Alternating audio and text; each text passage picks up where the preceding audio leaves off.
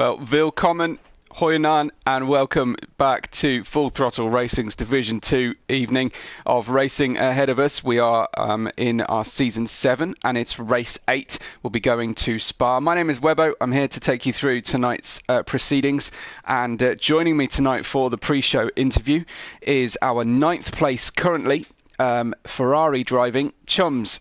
Good evening, Chums, and welcome to the interviews. Evening, guys. Well, great to have you here with us, Chums. Tell us a little bit about how your season has been going so far. Are you achieving what you thought you would, or is there a little bit of a difference there? Actually, I'm a latecomer. I think I've missed the first 2 races, if I remember correctly.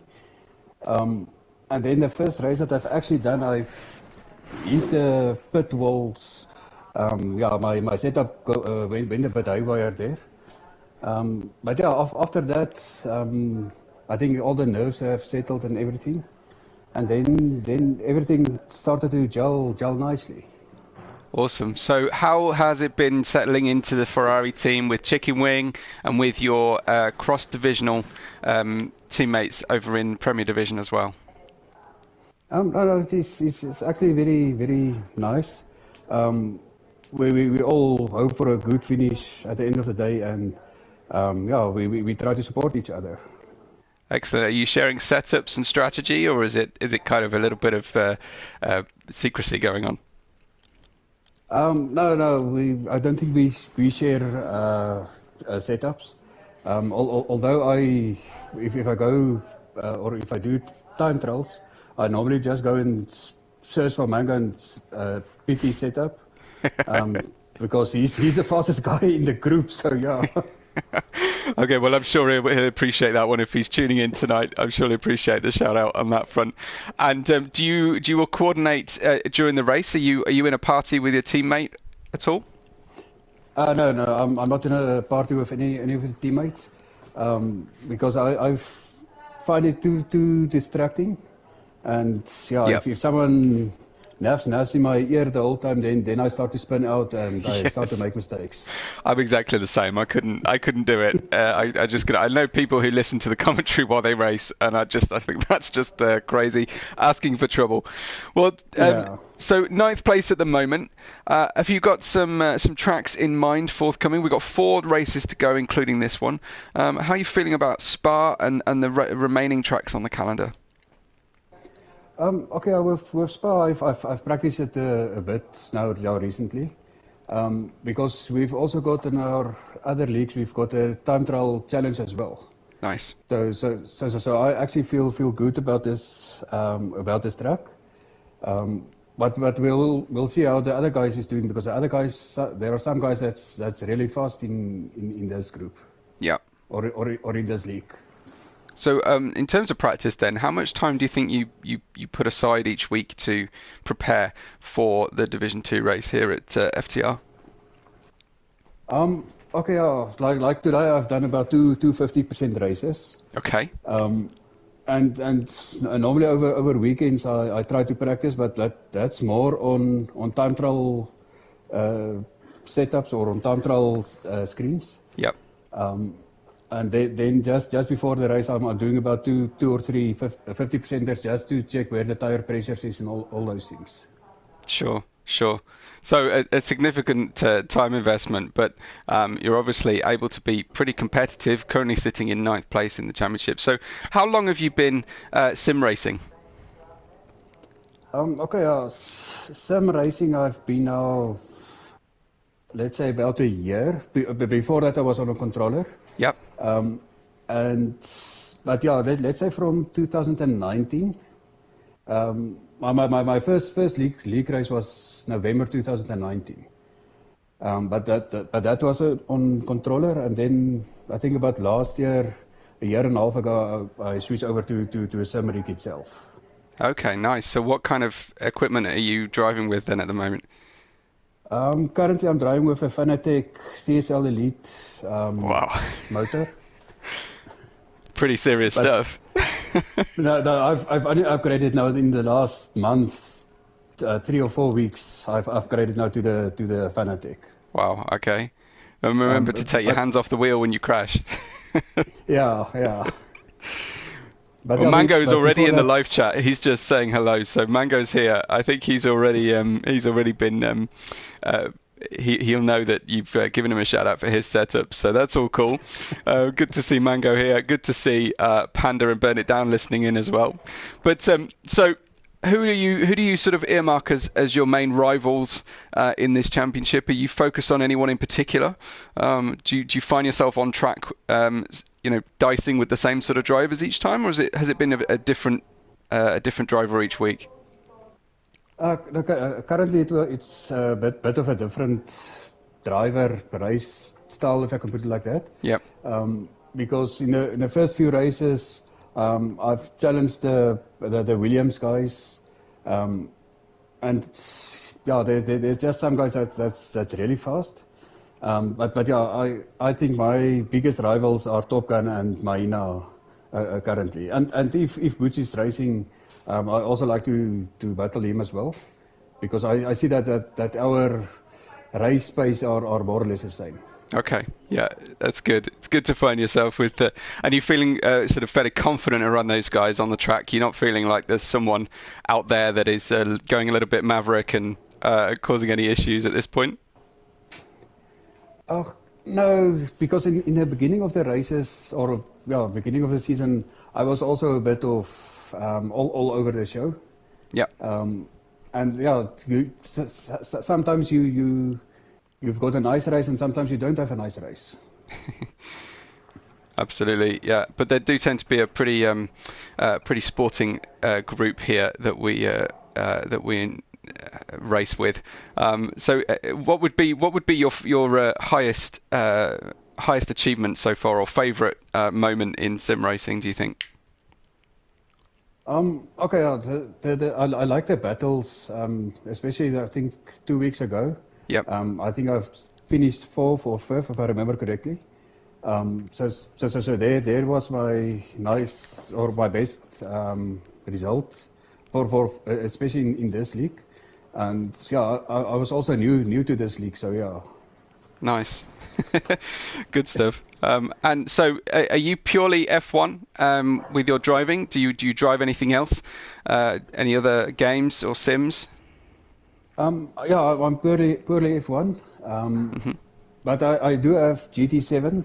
But yeah, I'm not much on GT7, because as soon as I switch between GT7 and F1, You go then slower I'm on one of screwed. them, yeah. I know Yeah. exactly what you mean. Well, it's been great talking to you, chums. Good luck tonight. Hope you have a good race after giving up your time at the start. And yeah, really good to get to know you. That's a pleasure. Thanks for the chat. Good stuff. Thanks a lot, chums.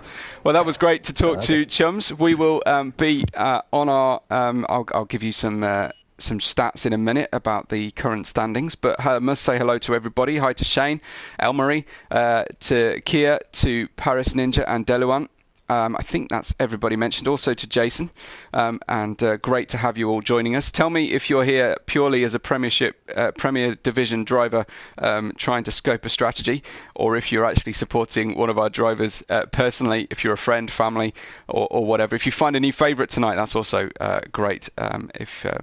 If you see that. So let me talk you then through the driver standings in Division 2 at the moment. Sergeant Panda continues to lead despite having a little bit of a duff week last week by his very high standards. He leads the championship in the Mercedes on 167 from Burn It Down on 157. So with 4 races to go, including this one, it's still very much all to play for. We have Avalak, the server owner and main admin here, on 114 in the Red Bull. Then comes Stoffel on exactly 100 points. Then Shane, Salzmeister, Martin, Ron, Chums himself and Pampern are top 10. Then follows with J-Boy, Jacques, Hamrick, Miner, Cowboy, Botta, Burtz, AP Mark, Top Gun, and Esitronic and Chicken Wing still to have registered a score so far on the standings. Unique to Full Throttle Racing are the combined constructor championships, and that's why we get quite a lot of guys come on into into the championship and into the live chat as well, because they're interested in what their teammates are doing. Alpine lead at the moment on 300 points from Mercedes on 287, thanks in no small part to our leader here in Division 2, Sergeant Panda. Next comes Alfa Romeo on 267. We have McLaren, Aston Martin, Red Bull, Williams, all on over 200 points. And then AlphaTauri on their own 176, with Ferrari on 95 and Haas down on 72 points. Well, like I mentioned, we're heading out to Spa for our race, but first, of course, we've got 3 sessions of qualifying to enjoy, and it looks like there might even be a little bit of drizzle on the track here. So Punaki says, or Pampern, sorry, says it's dry, but let me try and get a good forecast, if that's possible. So he's asking for dry conditions, but I don't think they've got dry conditions out there on the track immediately. El-Marie says that she's not a driver, but a very competitive watcher. So who are you supporting in that case then, El-Marie? That's very important for us to know, of course. So tyre selection so far, only intermediates on the track as everybody gets their setup organised, and who dares get out on the track first. Looks like it's the Ferrari garage. Will it be Chums, our pre-show interviewee? It is not. It's going to be Chicken Wing, who is first out on the track, and he will get a good feel for the conditions early doors. There you go, the intermediate tyres on the track. The track, of course, being Spa, the water will be held in the circuit and be held between the trees and in the mountains here. So we will be very interested to see if the drivers can hang on, especially through the likes of Eau Rouge and Radion, as that is what part of the track that Chicken Wing is just going through. Phenomenal challenge of Eau Rouge in the wet. Should be very, very fun indeed. So I wonder what kind of bounce back ability our man Sergeant Panda has got after a rough week last week in Miami. We will see if he can get his winning ways back, or get back onto the podium. You can see Chicken Wing just feathering the throttle there through Rivage. Now into the no-name corner. It was temporarily known as the Jackie X corner, but it's I don't think it any longer is. This is Pouin with the treacherous inside curb. Don't ever touch that inside curb going through the corner. And then we have a couple of very fast sections now. This is the Fania, parts 1 and 2. And then we go into the Stavolo pairing of right-handers before we pick up a second sector time there between the two parts of Stavolo. And then the long flat-out run. In sim racing, you will see a lot of guys pass down into the bus stop. You don't tend to see that many passes unless you're Esteban Ocon, of course, in down this straight, because you don't get the DRS. But into the bus stop chicane, looking for the best possible exit on the final corner, and the short stab down towards La Source. That looked a little bit lazy off the line from Chicken Wing, and into La Source understeering, running out of room here, just trying to keep the car on target, and unfortunately he slipped off the racetrack already. So I think we might need to run with somebody else. I think that might actually be Martin, who is coming up to finish his outlap at the moment in the McLaren. He has invalidated, but it's only the outlap. No major drama. Can we get through the bus stop a little bit better? It's all important, this left-hander. Well, that's not ideal, and he's in fact invalidated. The next lap, has he? Let's see. Has he been able to thread the needle? No, this one has stayed alive. So braking heavily. Be very careful not to lock the fronts on the way into La Source, because the turning is very important, so you can get your exit. And in an ideal world, every mile an hour or kilometre an hour you increase on the way up towards Eau Rouge pays dividends all the way down the Kemmel Straight, and we head away. So El-Marie is supporting Ferrari and Williams. Sakib is here for Ron in Alfa Romeo. Mango cheering the Ferrari teammates. Now down, braking heavily into Les Camps. And the next one is the very difficult Malmedy corner. Cars will always understeer. It's off camera in the middle of the corner. So then into Rivage once again. Sakib says the track is very hard in the wet. Yeah, definitely. Running wide. You want to avoid that that traditional esports line in the wet as well. You don't want to get your right tyres too wet and cold. Martin, little correction on the way into Pouhon. He'll definitely have been holding his breath through that. And into Lefania. Look at that, taking 5th gear at very low revs to try and prevent any wheel spin. Martin with the shocking pink helmet in the papaya orange and black McLaren. That wasn't a pejorative term, shocking pink. That was a description of the type of shade of pink. I just heard what I'd said. Oh, downshift into Blanchimont. Very, very circumspect through there. Just nervous of losing the back end. Using 3rd gear out of the bus stop, looking for the line then. A safe banker. It's a 53.8 from Martin. I don't think that will be representative. There you can see AP Marg, massive lift. He didn't downshift as we saw Martin do, but he did lift off the throttle for a long time through Blanchimont. Trying to get the car under control. That was difficult on the way out. It's a 59.3.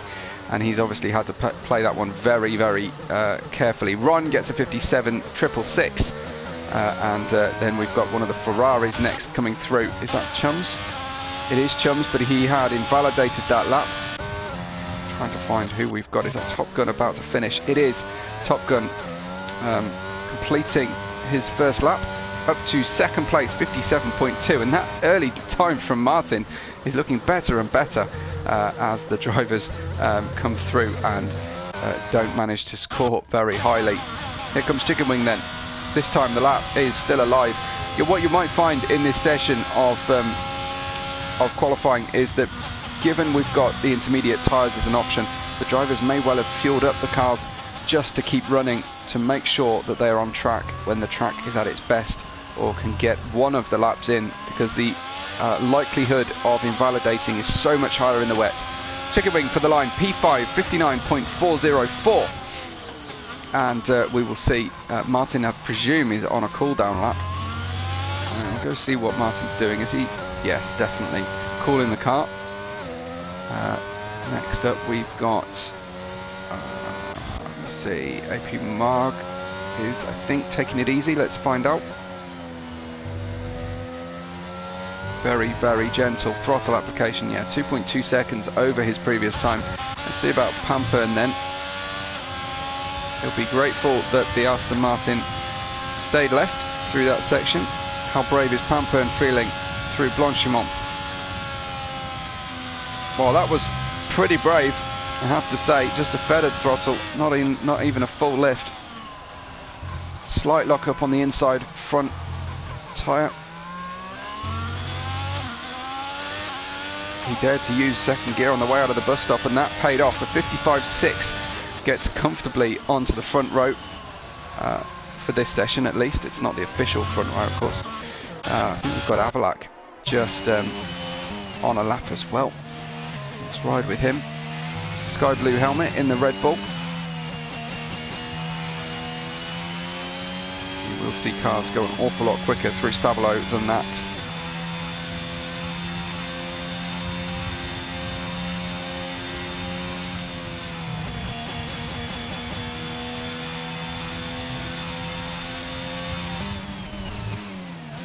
Heavy, heavy braking. Into the bus stop. And across the line then, a 56.914 for Avalac. And that means that we have a very, very big field spread at this point. Looks like Minor is on his 2nd lap. Let's see, where is Minor currently?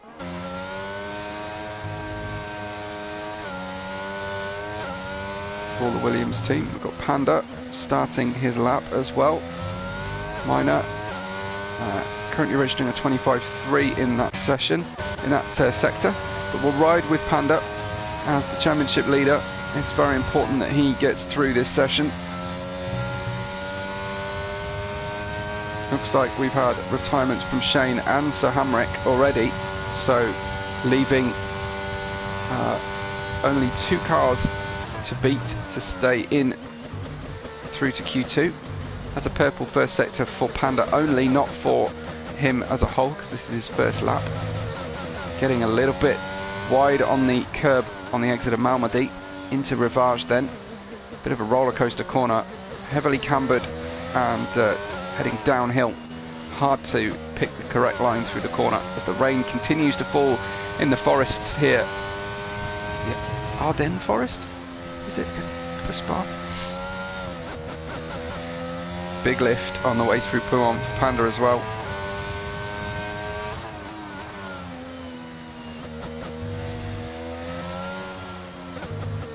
This is a very gentle banker lap for Panda. Is it deceptively gentle?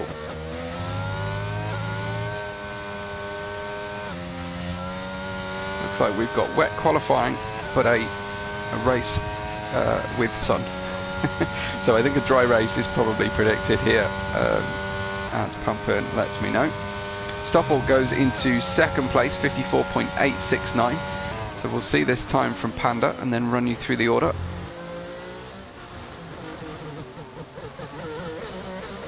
Seven minutes on the clock before the checkered flag. Panda will cross that line, gets a P5, 55.7, and that puts him just ahead of Minor in 6th. So Martin leads at the moment as we join, say, Burn It Down here, coming through to pass through the second sector line here, 23.8 for his sector. It's Martin from Stoffel, Avalak, Pampern, Panda, Minor, Ron, Top Gun, Chums and Jacques, your top 10. Chicken Wing, J-Boy, AP Mark, Cowboy, all having set times, but definitely vulnerable here. Burn It Down looked pretty good through Blanchimont. So I expect this to be a top 10 time for Burn It Down early doors. Let's see as he goes across the line now. That's a top 3 even, a 54.8. Just a tiny amount, 5,000 slower than Stoffel, but still a whole second slower than his teammate Martin, who has managed to put a great lap together in the wet tyres. Salzmeister has invalidated this current lap. I imagine he will go around and do another lap though. Time is ticking by.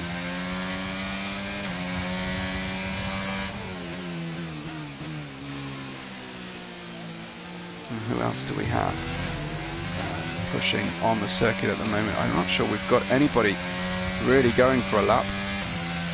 So this is Salzmeister heading through Eau Rouge and up through Radion. Nice line through there. Felt like a good amount of grip. The track, I don't think it's raining heavily enough to make the conditions worse, and I don't think it's soft enough to actually improve conditions. I think we've got a very, very stable session here so far. Though the sun is starting to peek out of the clouds occasionally. Through Malmedy we go again, another nice line there from Salzmeister.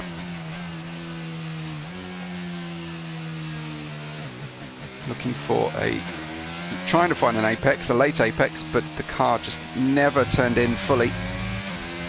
He won't have lost a huge amount of time though. Coming out of that corner, can run a high or medium line through there. Ooh, counter steering through Pouhon is a lot of fun if you catch it right. The curbs at this track are so difficult and awkward for the drivers to navigate.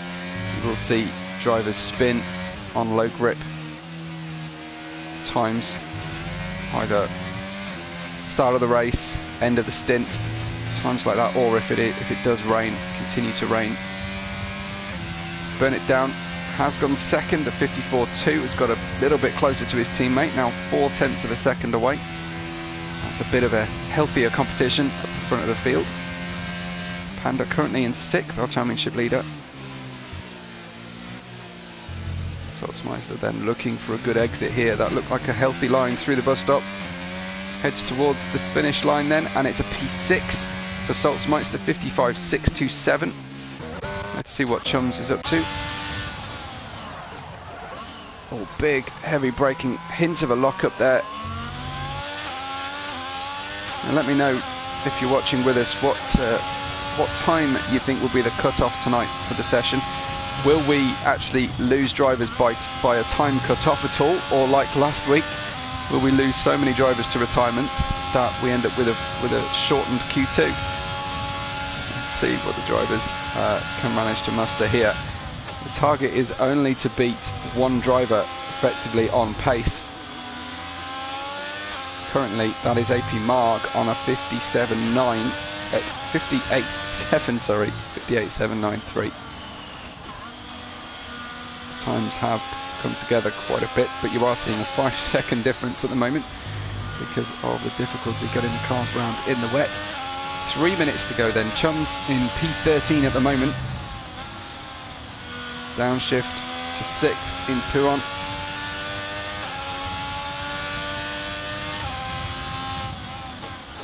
Getting for Lefania now. Lefania, first part always has more grip than you expect, and the second part always has less grip. Stoffel has retired from the session on a third place 54.8. Unfortunately, that will almost certainly see him unable to participate in the rest of the session. A retirement in qualifying is a retirement for good. Oh, I think that might be a voluntary retirement from the pits, possibly. Avalak has also retired in the pit lane, so is Martin. Oh good, everybody is just quitting the session to allow the drivers at the tail of the field a clear track here to the end. This is Chums then, straight up to P3. That's a cracking lap from Chums at 54.7, only half a second off the driver in front, and will join Top Gun. Oh, he has invalidated, sadly. We've got an outlap going on for Ron. We haven't watched with Ron yet. Hope Top Gun is warming the tyres here. Let's join. No, Ron has gone into the pits, just did an outlap and has gone back into the pits. Now that might be a change of setup, but with only 1 minute 25 left on the clock, I think we might be running this one pretty late in the day. So J-Boy next on track on a competitive lap. I didn't join him in time to pick up his sector 1 time. Currently 9th. He's had some good performances so far this season. As AP Marg retiring from 16th, so clearly doesn't feel like there's any extra pace to be found at the moment. Could be that the track has worsened, even though I can't necessarily see it as a spectator. Oh, but J-Boy is improving. That's a purple middle sector, and he was very, very lucky not to invalidate through the Stavolo corner.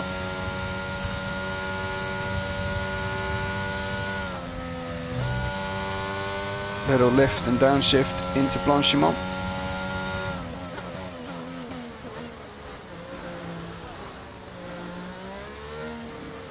And J-Boy trying, well, that's an odd one.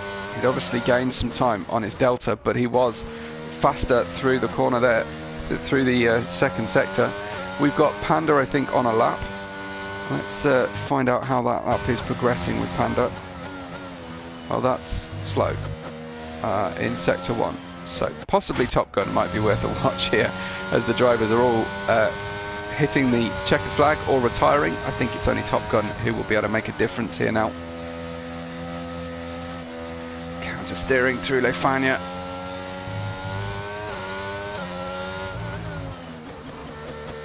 Do enjoy watching the drivers in the wet. So much more active on the steering, and that's a 1.4 second improvement so far in sector 2, through to sector 2 at least, for Top Gun. Now he may decide that, with everyone else picking up checkered flags, that he doesn't need to finish the lap as J-Boy did, but maybe he wants to see what kind of pace he's got as we go into the next session. So very late on the brakes for a wet, but as the incline lifts just as you turn into the corner.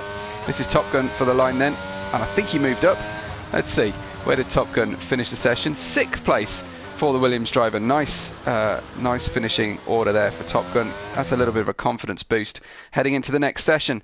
So We see Martin, who gets the fastest time, 53.8, although the time's not so important in these conditions. From Burn It Down, Panda, and our pre-show interviewee chums joining the usual suspects at the front. Then comes Stoffel, Top Gun, Avalak, Pampern and Saltzmeister. J-Boy will be favourites for Q3, but we have to get through Q2 first. Minor, Ron, Chicken Wing, Jacques and Cowboy all survived the session, and then we've got AP Mark, Shane and Sir Hamrick eliminated. The latter two of those didn't even get to set a time, unfortunately, so we will see them later on in the race, but for now it's a question of which 5 drivers we eliminate from Q2 still to come.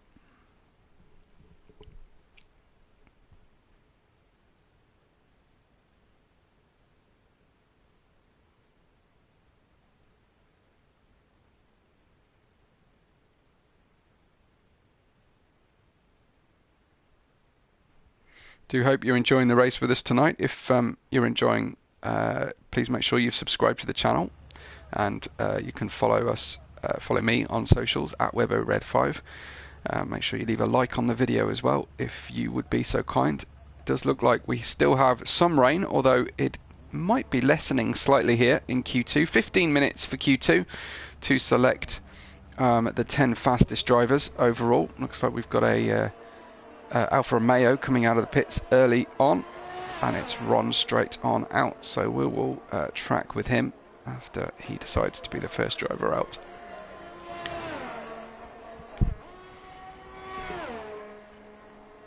So let's see what conditions look like. The rain is still falling.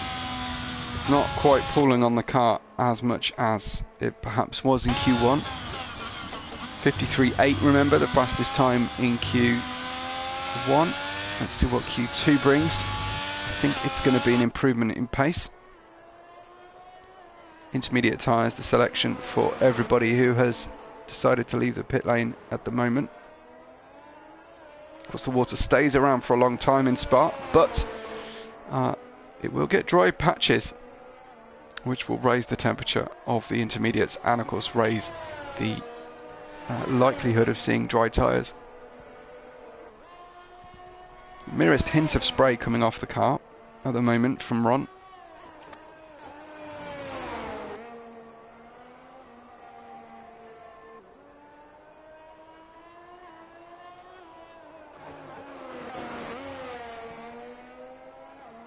Really is such a challenge, Spa, for the drivers.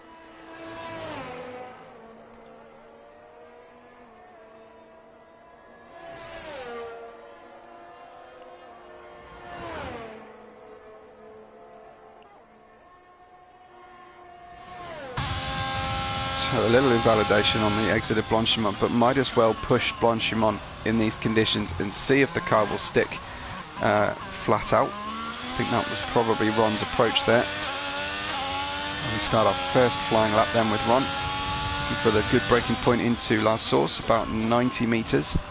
Nice apex, but perhaps didn't quite get the rotation. Sometimes if you miss the apex, the car will turn a little bit more. It doesn't bottom out quite so much. Ron then through Eau Rouge and Radiant, bit of a lift, but kept it in 7th and kept the revs fairly high, so won't have lost a huge amount of time through there.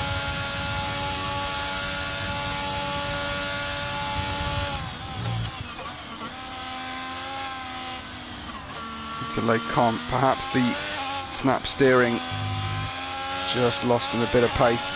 Yeah, the track's not quite where he was hoping it would be. All the tyres are not there either at this stage. That's a nice line through Rivage. This is No Name. Doesn't quite feel like Ron has the car exactly underneath him. If you could see the racing line, he is perhaps hitting it maybe 60% of the time at the moment. Runs wide though on the exit of Pouhon, and that invalidates his lap, unfortunately. See if we've got someone else on a lap at the moment. Is that J-Boy in front? It is.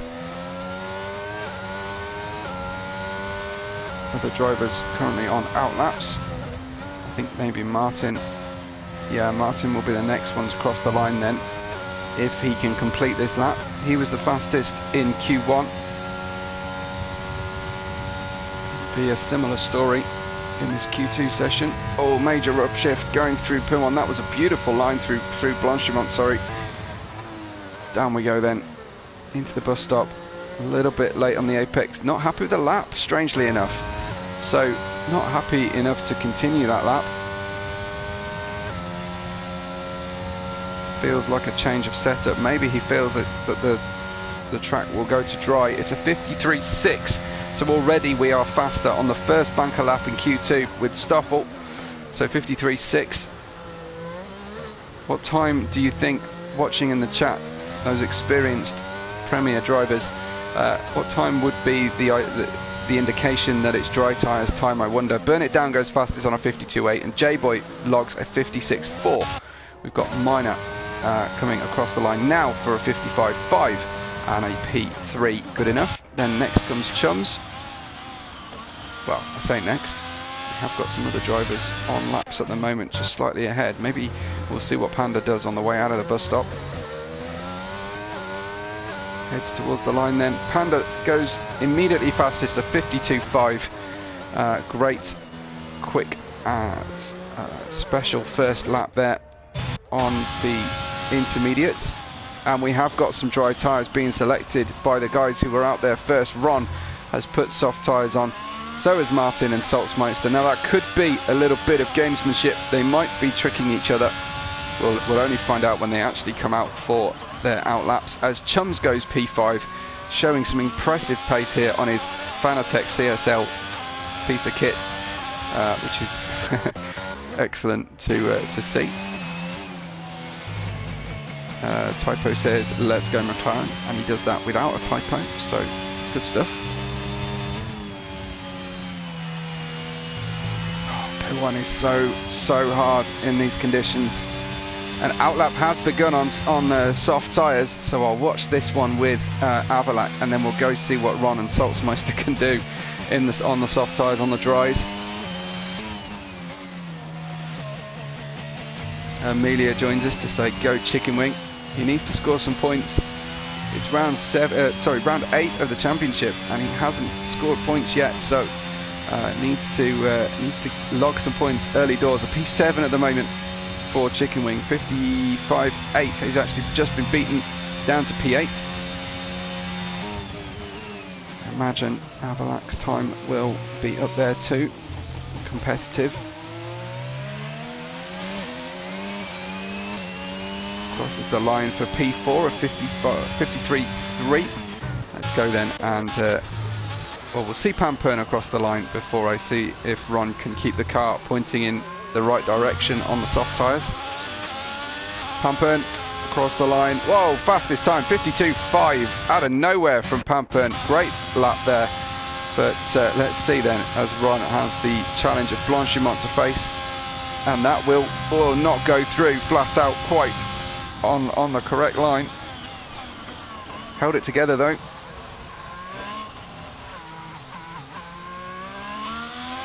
Of course, the soft tyres will heat up faster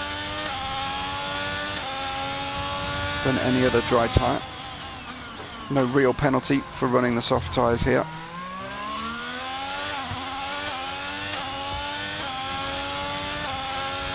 Gonna make use of the softs through qualifying. Through Eau Rouge then. Oh, just slightly pushing too hard there through the lap. Join Salzmeister instead. Jacques is also out on track on the intermediates, and he's got his teammate just behind him. Sorry, on the soft tyres, he's got his teammate just behind him, hoping to catch a tow. Salzmeister, he'll be able to use Jacques as a reference point through Eau Rouge. You can see terrible understeer through Eau Rouge. I don't know if he'll be able to pick up the tow on his teammate. His teammate's just got a little bit better through Eau Rouge and Radion. But how much quicker will these dry tyres allow the drivers to go?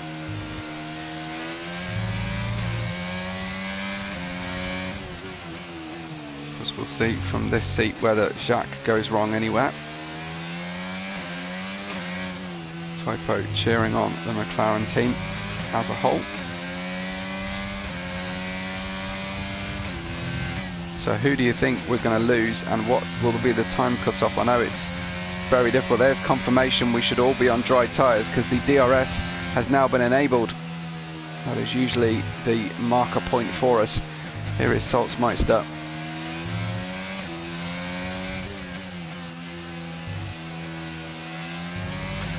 What we don't have yet is a driver who has previously set a time on the soft tyres, trying to better it and keeping a lap valid. Salzmeister and Jack. Salzmeister slightly the slower of the two, I think, through this first exploratory lap on the softs.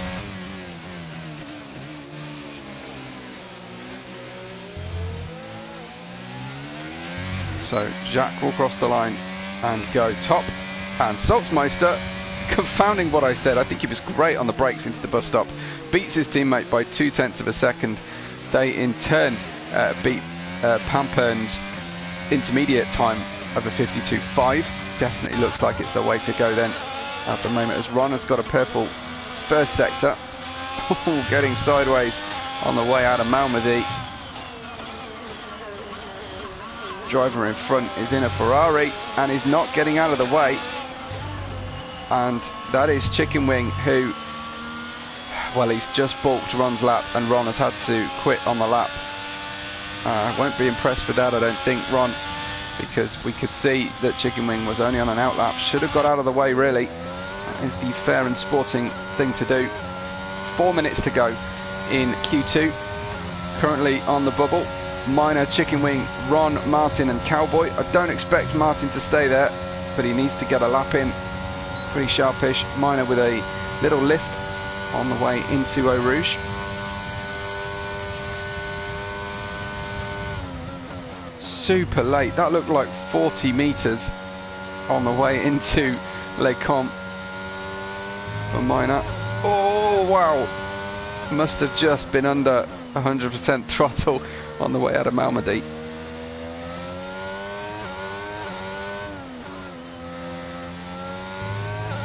Yellow flags throughout the circuit, probably not going to be worrying Minor.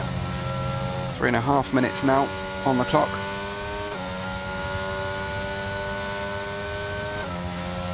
Bernard Down goes fastest, and that's a soft tyre time of 48.5. Very comfortably fastest at the moment. Second at 2.5. Well, what? That's 3.5 seconds faster than anybody else. Obviously timing those softs really well.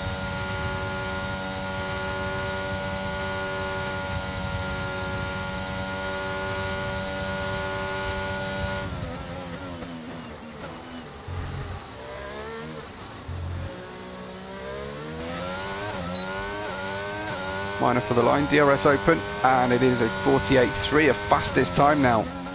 It didn't look particularly spectacular, I have to say, but a 48.3 it was. Top Gun goes second on a 48.4. I'm still waiting for Top Gun to go top on a session. Martin through the bus stop. Job done now. Just wait for the stopwatch, and it's a 45.9 for Martin. That's huge. That's massive, massive lap from Martin. So next then at risk is Cowboy. That looks very much like a controller driver, Cowboy. Seesawing at the wheel.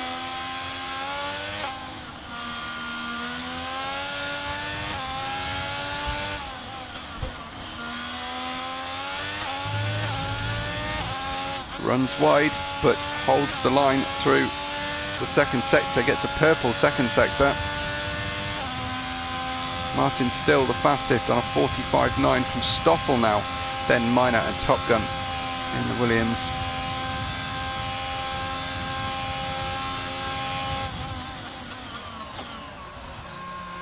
Just hard to believe the car will actually slow to the corner when they brake this late. Cowboy then heading towards the line from 15th, makes it 7th place. 7th place for Cowboy, and now we've got our championship leader Panda at risk of elimination from the session with 1:10 to go. If you haven't started your lap already, it's time to get on with it. If you're in the pits, you've got no chance.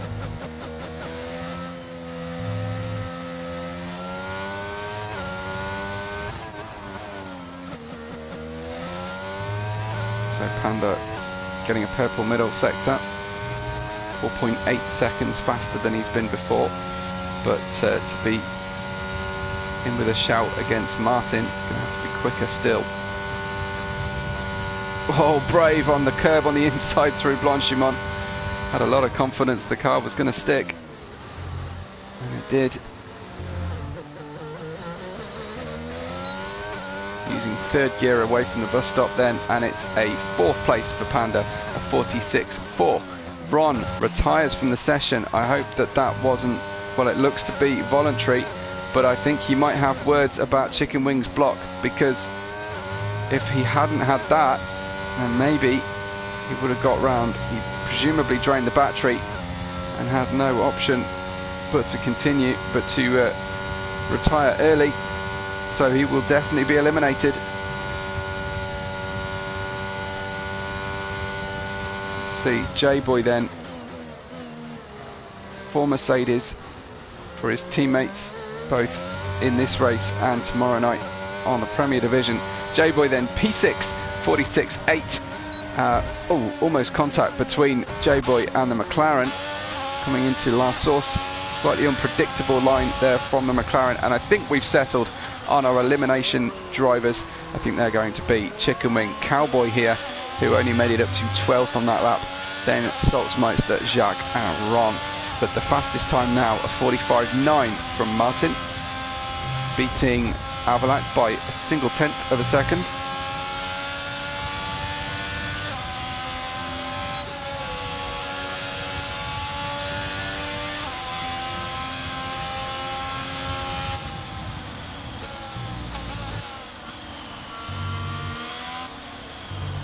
So drivers still not quite learning that they can retire from the session here and save us a few seconds. Never mind.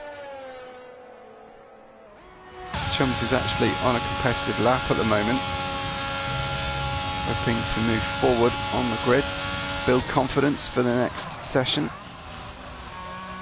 A little bit late on the turn in, but was waiting for the front axle to stop locking. Across the line for Chums. He beat his time, but he didn't beat the guy in front. P9 then for Chums, our pre-show interviewee. Let me know if you're enjoying the pre-show. I know a few of you already have. That's nice to hear. Great for the driver just to give up a few minutes preparation each week, just to let us know who they are a little bit more, especially those we don't get to talk to after the race as often. Martin then, 2 sessions done, 2 sessions topped. It's a 45.9 for Martin from Panda, who snuck one in there in between himself and Avalac. In third, Stoffel. In fourth, Pampern, Minor, J-Boy, Top Gun, Chums and Burn It Down will participate in the shootout for pole. But Chicken Wing, Cowboy, Salzmeister, Jacques and Ron, unfortunately, will sit out this one. And Typo's loving this from the McLaren boys up in... well, both making it through, although Burn It Down was pretty close to, I'll say pretty close. He was on the bubble, but he beat the 11th place driver by a clear second. So not too bad. We've got 10 cars. We've got 12 minutes, which is pretty much only 2 runs really around this Spa circuit. You might get 3 fast laps, but pressure is on. You've got to make them count.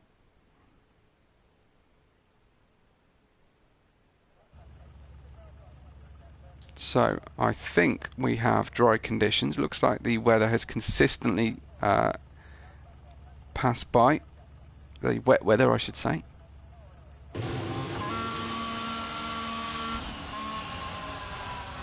Pampern decides to exit the pits first. Soft tyres on the car.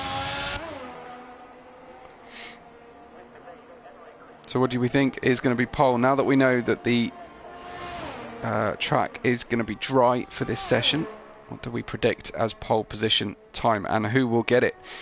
Drop your predictions in the chat before we get the first laps on the board, please.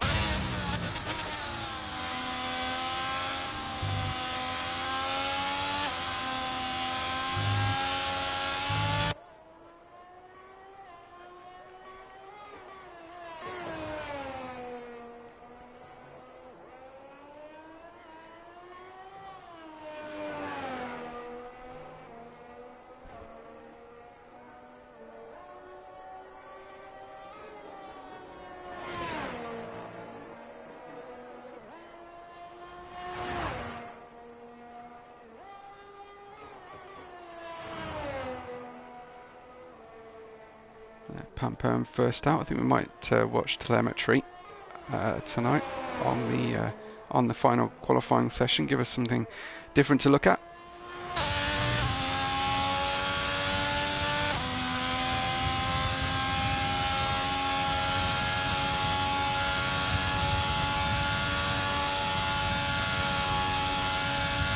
Bone dry now through Blanchimont. Very straightforward.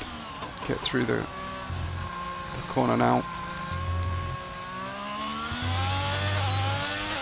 Good traction out of the final corner and across the line then to start the first hot lap.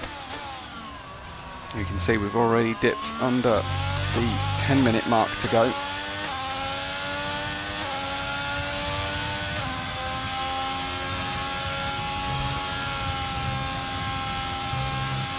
Ooh, flirting with invalidation through Eau Rouge. A nice line there. Natasha is watching and supporting Pampern, so it's a good job that we're on board. Beautiful downshifts and direction change. Got the car into the apex very, very nicely into the Les Camps. Malmedy dealt with nicely as well. And Ravage has got a, well, early apex and then middle of the road remainder. Then we've got the no-name corner. Again, this lap looking good from Pampern. Runs out as wide as he dare. Big lift, 6th gear through Pouin. Build the speed up to 7th. Hold the balance of the car in 7th gear before heading down now towards Les Fagnes. Try and ignore the sun glinting across the helmet.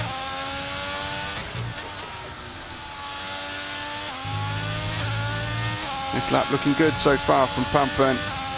The hard work done with now. Just needs to thread the needle through Blanchimont and get the car stopped before the bus stop. Momentarily was up to 203 miles an hour. 204 just flashed up in the Haas. And we'll have a look at what that means for his setup relative to the other drivers shortly. Pampern will cross the line and he secures the fastest time, of course, on a 44.7. And we've got the Mercedes coming up next of J-Boy, shortly followed by Martin, shortly followed by I think it was Burn It Down behind him on track. Well, let's go then for J-Boy to cross the line, and across we go to secure a 46.3. Martin a 44.8. Panda an identical time, very, very close at the top as Avalac tops the timing screens at the moment. Very nice early lap from Avalac, 44.5 from him. That is a Red Bull, of course.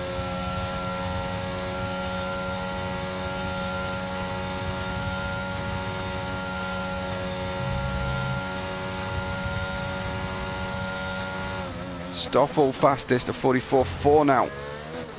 As Burn It Down looks to set his first lap. 7 minutes to go on the clock. Burn It Down to go across the line of 45.8 is not a great time for the McLaren driver. Not as great as we have seen before, but 2 seconds separating the top 10 after the first runs, and that is Stoffel from Avalac. Pampern in 3rd place, then championship leader Panda. Martin in 5th, Chums in 6th, Top Gun, Minor, Burn It Down, and J-Boy, your order after the first laps. We know that Pampern was first on track. He has decided to, well, he's certainly invalidated, so I think he's coming in to turn the car around. Let's have a look. I presume J-Boy is doing likewise. Yeah, he's on a slow lap. Just checking if there's anyone actually pushing on the lap here. Top Gun certainly keen to move ahead of the Aston Martin of Stoffel.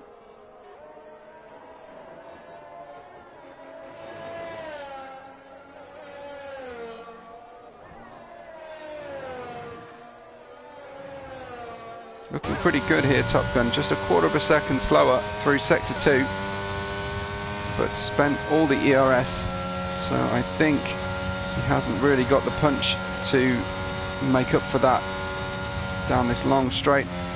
Yeah, starting to duck out of the throttle now. There we know Stoffel's not on a lap at the moment. Into the very, very narrow pit lane then for Top Gun. If it does get wet during the race, look out for pit lane impacts in the wall. Very difficult.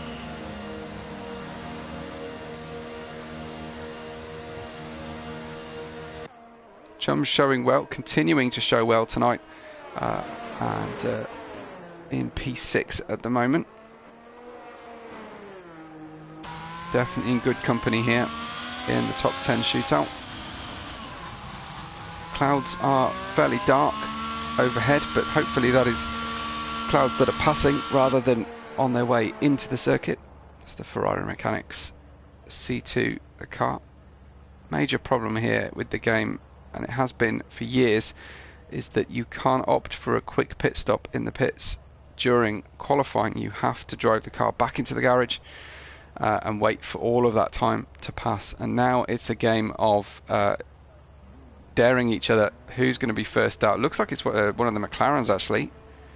Was that Martin deciding to come out of the pits first or burn it down? It is Martin. So he usually is one of the quickest drivers. He's looking for a nice open track with 4 minutes to go. He's left himself enough time here to invalidate his first fast run and start again, and that might be important for the people to for the drivers to do.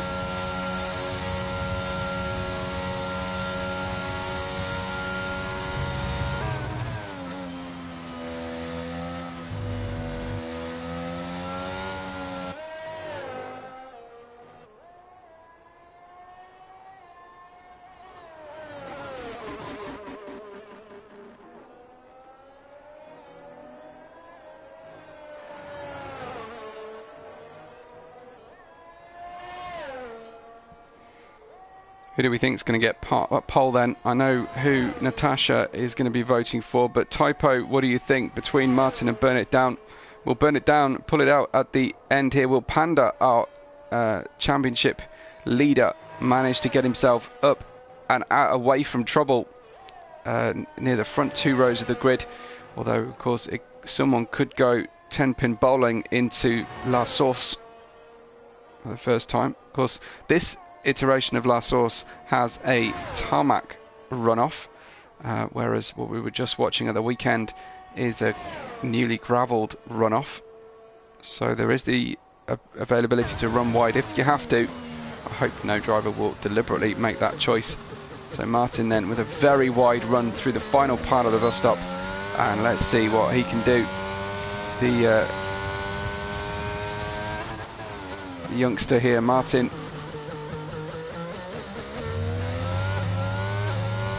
Very nice line on the way out of La Source. That looked optimal.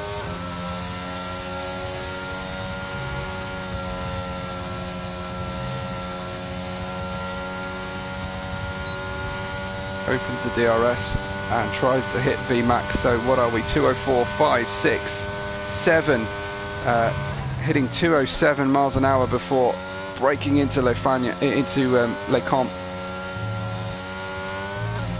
Simps reckons that Burn It Down is running the wet setup for qualifying.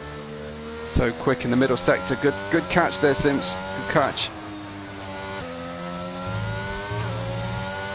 Martin doing well so far on this one. Let's see through Pouin. Oh no, we've invalidated, but he has got time to get through, recharge that ERS and run again, and that was pivotal to his decision here to come out early for the second run. Let's join then Avalak and see if his next lap he can gain that 1/10 needed to get on the front row. Provisionally, of course, we will see Martin, I'm sure, run again if he can just get enough ERS to run the rest of the lap. Oh, an invalidation from Avalak, and that's late in the lap to make that mistake. Let's see what Burn It Down is doing. He's also invalidated, so nobody wants to complete a lap here at the moment. We've just got Panda on a lap right now, as J-Boy is still on an out lap. So we'll see what championship leader with 45 seconds to go on the clock should get the majority of the field round to do this final run. But wow, drama as 4 consecutive drivers invalidate on their hot laps. Panda is 1/10 slower than he's been in Sector 1, but he can recover that with a good final 2 sectors.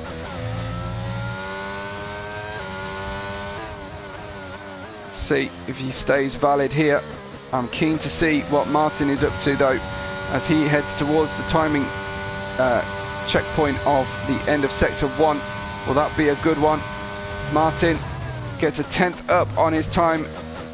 That's not quite in range to challenge for pole now. Suddenly it's all about Stoffel, Avalak and Pampern. Despite the fact that the first 2 sessions belong to Martin, Panda comes towards the second sector. How's his time looking? He's gained huge. That's half a second of a gain through Sector 2 alone. Maybe that means he's running a high downforce setup comparatively. Let's see what Vmax he reaches after Blanchimont. Does look a little on the slow side top speed wise. Maybe he knows something about the forecast that we don't know, or he's relying on a sprinkling of rain in the race. Panda then towards the line from P4, goes on provisional pole, 44.4, improves in that final lap. Stoffel is defending his pole position, but he can't do it. He's on the front row at the moment, but maybe he's going to get deposed from the front row start. Panda leads Stoffel, and Martin comes to cross the line now. Has he been able to recover this lap from a rough first sector? Martin goes pole at 44.3, and he takes that provisional pole away with just Burn It Down. J-Boy, Burn It Down won't do it. J-Boy maybe, and possibly Avalak. Avalak settles, he crosses the line, takes the checkered flag, stays 4th. J-Boy from 10th, goes across the line and secures 6th place. Burn It Down did retire, but a tremendous qualifying session there.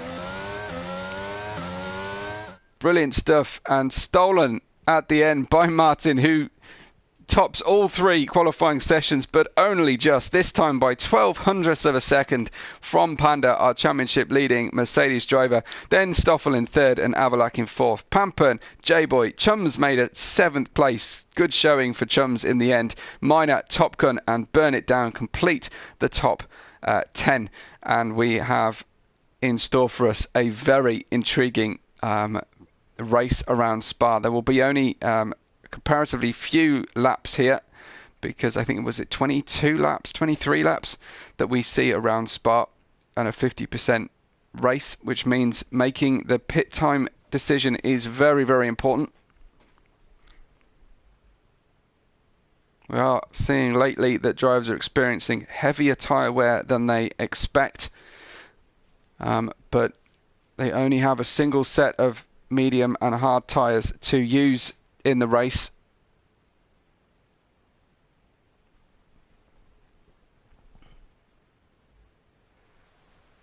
Oh, and it is raining, and we were predicted a dry race. No, we were predicted changeable. I think that's what I'm rereading now. I'm reading Pampern's message. He said wet Q and race with sun. I thought he meant wet Q and race with sun, but I think he means wet all over. Well, it's pretty extreme actually, with the puddles in the pit lane. I wonder what tyres the drivers will start on. And that will, I mean, Martin has been quick in wet and dry conditions, but sometimes his consistency is not quite there. Converting these fantastic qualifying positions into a race distance has been tricky, and they've all gone full wets. Presumably there was no real option with the conditions. The drivers haven't driven this track in full wets tonight, so this is again another really intriguing option on for all the drivers. Martin leads them away. We've got Hamrick at the tail then with his teammate for Alpha Tauri. They'll be keen to avoid any contact through into turn 1 with themselves or anybody else for that matter. We've got AP Marg in 16th with his teammate Stoffel up there in 3rd place. Ron starts 15th for Alfa Romeo. No teammate tonight for Ron. Then the Alpine teammates. We've got our Jacques led by Salzmeister, who featured in Q2, of course, Cowboy, the rearmost Haas driver, with his teammate Pampern in 5th place. Chicken Wing starts 11th, no real advantage to that in this season, but he's 11th. His teammate Chums in 7th place. So Ferrari needing the points, Chicken Wing absolutely needing to score, so he needs to get 1 place up from where he starts to try and make that start to happen for him. Burn it down, P10, although Simp's saying that he reckons it's a wet setup, so this will suit him, but he has been bested by his teammate in every session so far. The Williams pairing, Minor and Top Gun 8th and 9th, and then the rearmost Mercedes is actually J-Boy in 6th. So Mercedes still they're in 2nd place in the championship cross division, but they've been the stars of our Division 2 Season 7 so far. Alpine, though, do lead the Combined Constructors Championship. They won't be too pleased with Salzmeister and Jacques starting 13th and 14th. But of course it's early days, and you don't know exactly what is yet to come. So wet tyres all a piece. You can run a 1-stop, a 2-stop, a no-stop. I don't think the wet tyres will run the whole race. Having said that, I think they may elect to go onto intermediates at some point if conditions improve a little bit.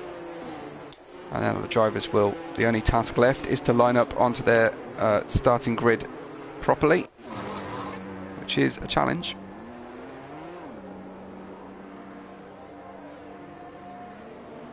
Otherwise you're going to suffer a disqualification and cooler tyres to start with. There's some nasty puddles on the pole side of the circuit. Really hard starting on the odd numbers here, but you do have the inside line to the next corner. So trying to get you a good camera angle. Bear with me while I flick around. This has been much more difficult on F1 22 for a commentator to achieve, getting a good camera angle for the start of the race. Let me have your podium predictions quickly, but we're on our way then to see who will survive this wet weather race. It is lights on, it's drop the clutch and go away from the start. Looks slightly slow there from Martin. Panda already getting the jump ahead into La Source. Martin trying to hang on to that place. He rides the inside line and Panda actually washes out. So Martin in the lead of this race from Panda and Stoffel. Avalak dropping back from the lead 3. Stoffel's going to need to avoid running into Panda in the middle of Radion. And they run through. Now we've got some drops in the field already. Looks like, is that J-Boy dropping down? This the rearmost Mercedes driver dropping back in the order. The top 4, 5, 6 cars all line astern, but it is a challenge here for Chums against Minor going into Les Combes. And the other Ferrari making a move of Chicken Wing. Chicken Wing moving up to 10th position, gaining a place off his start, but it's Sir Hamrick, the superstar of the first sector of the race, into 11th place from near the back. Very nice start. But it's actually Shane who's made up 8 places, beating his teammate into 9th. Incredible stuff from Alpha Tauri. I wonder how they hook those starts up. Very, very nice indeed. So Martin leads, Panda and Stoffel, Avalak, Pampern, all behaving themselves at the front of the field, but it's getting a little bit more tense in the midfield here as Burn It Down in P8 is already trying to get underneath Chicken Wing, who defends on the way into Le Fagna.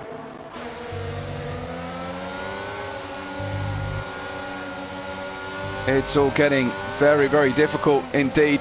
Welcome if you're just joining us. You've missed the start if you are, but hopefully you can rewind it in a quiet moment. It's Martin, Panda, Stoffel, Avalak, and Pampern now closing on Avalak. In fact, let's have a look as they head towards Blanchimont. Pampern hanging on the outside entry into Blanchimont. That's a brave place to try and make a pass. He's looking for a sniff down into the bus stop. I don't think he's quite close enough. I think he had to duck out of the throttle. Chums, though, still defending from Burn It Down, and now from Shane behind him. Burn It Down apparently on a wet setup, but it's he's got Shane, who's made up far more progress in this early part of the race. Lap 2 begins of 22. Oh, drivers taking multiple lines through there. That was a big problem for Chums as both Burn It Down and Shane get through, both one on the inside, one on the outside of La Source. And up the hill they go once again. This is Pampern right behind Avalac. Should get a nice slipstream coming through Radiant onto the Kemmel Straight. Now there is the result of the slipstream as Avalac defends to the inside. I don't think Pampern will get quite all the way round. He leaves a gap on the inside like one driver I could mention didn't at the weekend, and they live to keep fighting. Avalac with a good staunch defence from the Haas driver Pampern for 4th place here on the circuit. This is your closest battle on the field so far. And so just to take stock then, 6 places up for Shane. Unfortunately, Sir Hamrick has lost a lot of those places that he made up, and J-Boy right at the tail of the field with Ron as well. A penalty on the board for Jacques as well in lap 2. Look at how much the rain is falling, and there was Pampern getting all out of shape through Pouhon. He's going to be vulnerable into Le Fagna as Minor and Burn It Down are squabbling over rights to the next position. It's very, very difficult in the spray. Remember, as a spectator, I don't see the full extent of the spray coming off the rear of the other cars. You pretty much can only see the flashing rain light on the vehicles from the perspective of the following driver live.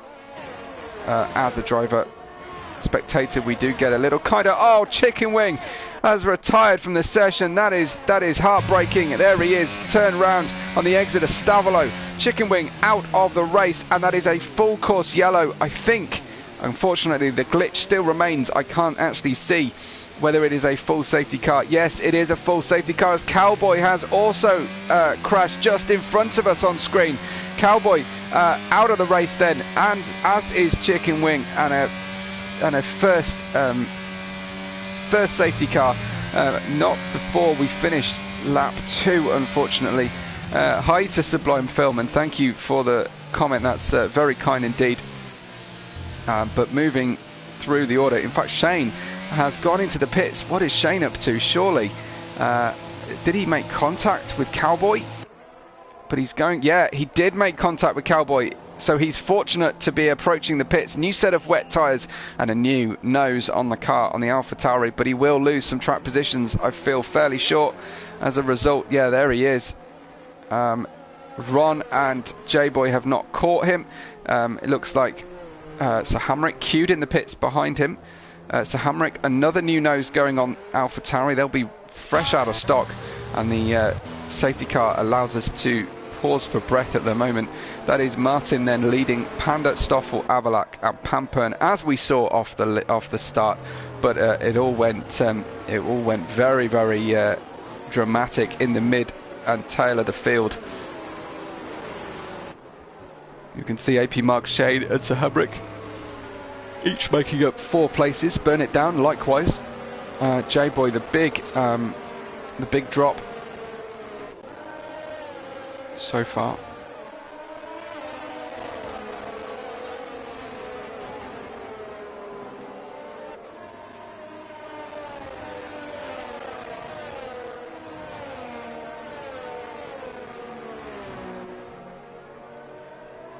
So we're expecting the top 6 to continue fighting throughout this race.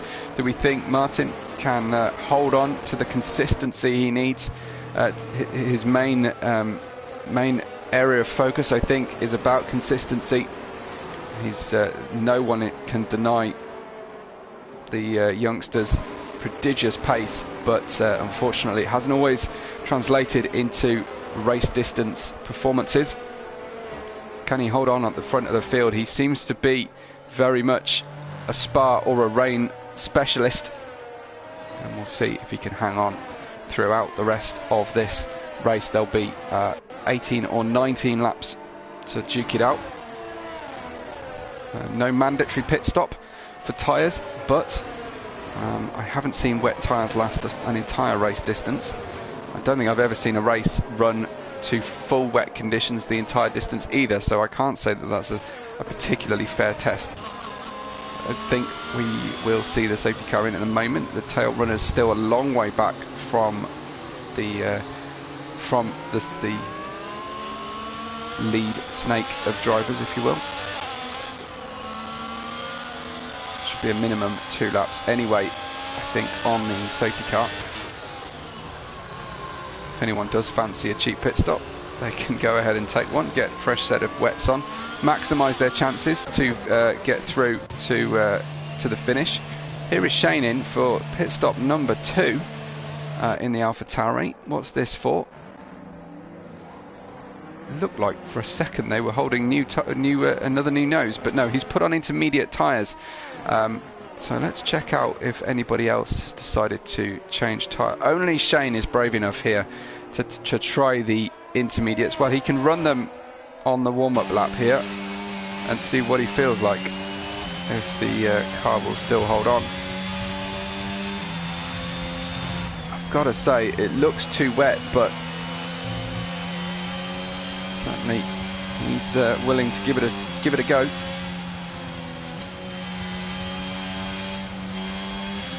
What do you reckon, guys, watching live with us? Would you dare use these inters now? Would you rather someone else take the chance first off? Intermediates for Shane. Let's see if that works out.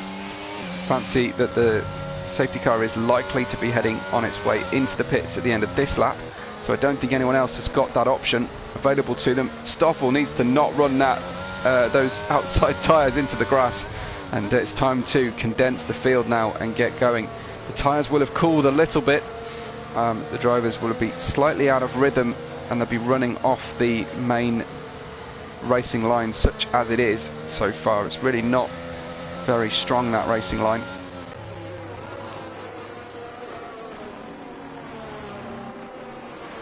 I think the Aston Martin, it's a gorgeous livery, but it doesn't really shine very nicely in the wet weather. What's your favourite wet weather livery at the moment? I think the Haas looks very nice because it's very visible and bold in the wet.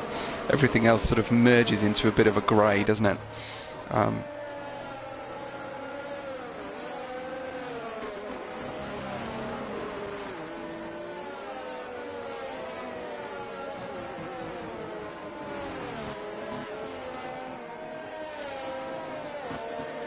So, safety car will be on its way into the pits as you see Martin bringing the field together. He becomes the safety car. They have to obey his pace, and he should be able to make a restart. Usually you see drivers attack the bus stop, but it is quite a high-risk strategy attacking the bus stop because you can find out that you've misjudged it, and then the cars will get very close to you and be able to challenge into last source. Martin is cruising around the bus stop. I think he's going to sprint at his earliest opportunity on the way out, give himself the best shot here, but he's not very far ahead of Panda, who might be tempted to have a little look down the inside. He's making a show into the mirrors, but no way through at this early stage. The rest of the field piled through the start-finish straight, and no one really close enough to have a go. Oh, maybe, though. That was AP Marg getting past Shane, who struggled, did he, coming out of the bus stop chicane, looking like he's struggling for traction. Is Shane falling away from the back of the Aston Martin? So he's got some pain to take right now, as Shane, but Minor has crashed. Where has Minor crashed? Is it on the exit of Radion? It is, and there is Minor out of the race. That's a yellow flag, sector 1. Hopefully we'll be able to pick up the marshals will be able to get rid of that car out of the way, and we can get through the rest of the race, or at least this restart, without another safety car. But sadly we lose our third driver, then Minor on the exit of Radion. Cold tyres coming through Eau Rouge, and seems to have bent it through Radion. I don't know if there was contact. I don't want to be too harsh on the driver. It's very, very difficult conditions. Martin holds on to the lead from Panda with a near second clear, as is Panda from Stoffel, and as is Stoffel from Avalak in fourth. Burn it down, and Pampern, nice wide gaps for the drivers on the from the restart there in the top 7. Top Gun is chasing chums now. Stuck very much in the spray of the back of the Ferrari. The rest of the top 10 just playing it pretty calm on the restart, and perhaps that was wise. Ron is very close at the moment to AP Marg. Shane, oh, and round goes. Was that Hamrick or was that Shane? I think that was Hamrick, sadly.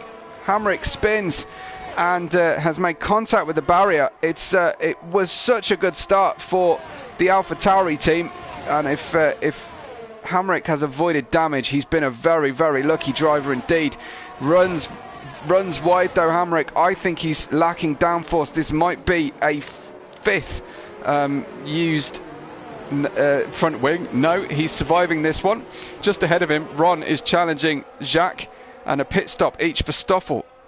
Pampern at the moment looking for intermediate tyres, I imagine, but if they had seen what had been going on with Shane, I don't know that it's exactly the perfect time for that decision. But drama then at the midfield once again, and it's only lap 6. Now we've got Burn It Down following Avalac down the Camel Straight, looking for an opportunity into Les Comps. No way through just yet. What about Ron versus Jacques? Will that be a different story? Of course, no DRS at this point. You have to pass using the slipstream. I think that the drivers should, in theory, be able to pass into Les Comps, although it's not a big braking zone, so sometimes it is better to wait for the bus stop before you've got that DRS available. We've got AP Marg battling. Oh no, that is Sir Hamrick having taken the front wing off for sure now. J-Boy also running wide, but it's Sir Hamrick may have loosened that front wing and then finished the job and knocked it off.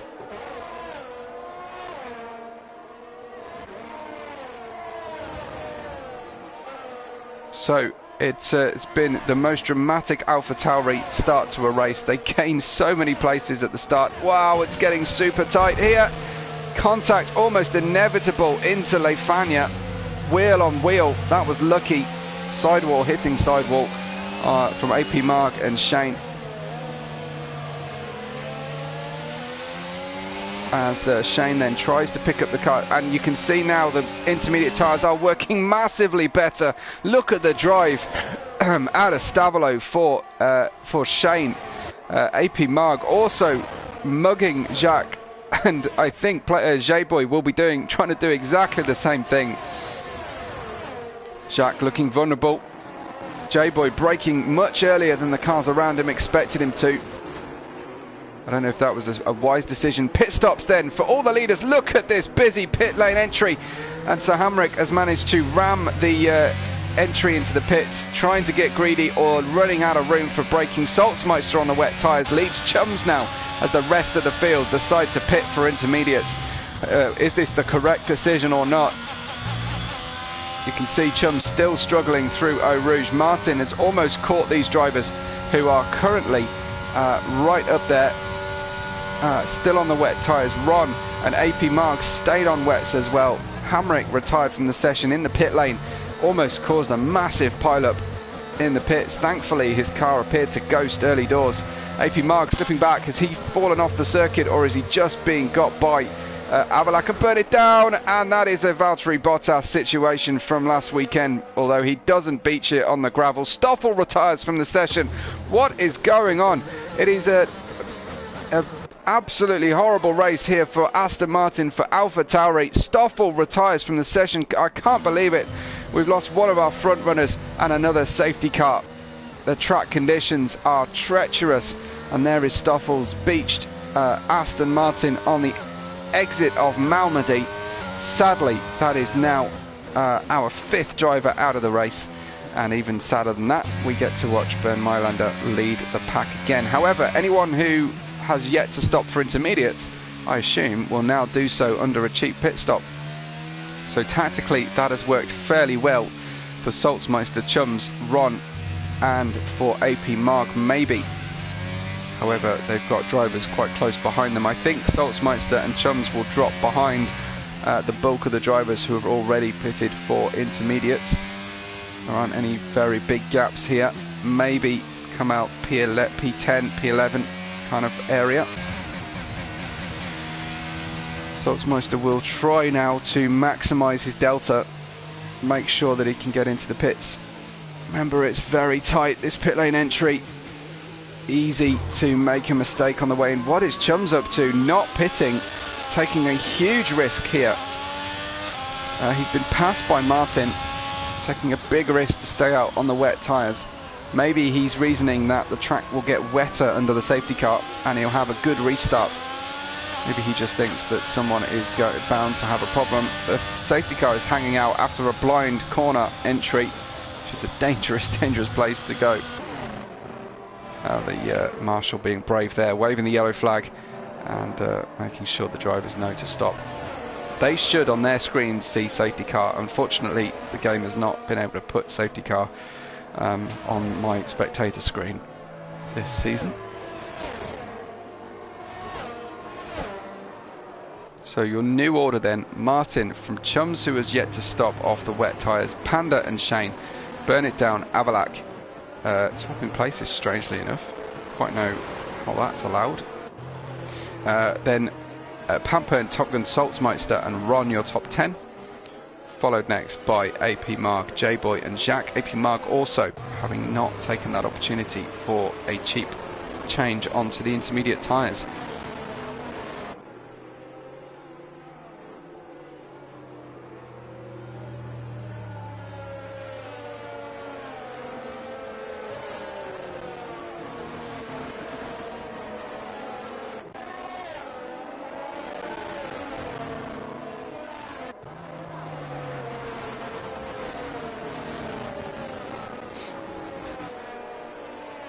Lap 8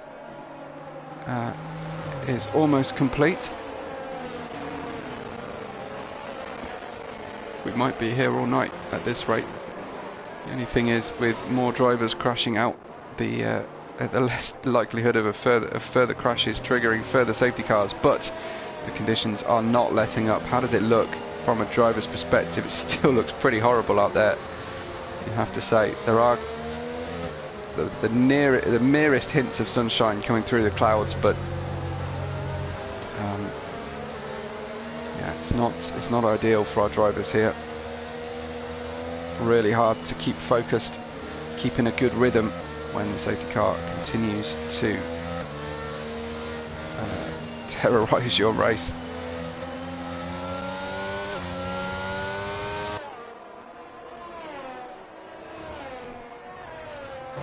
Rain is still falling at a sort of medium rate.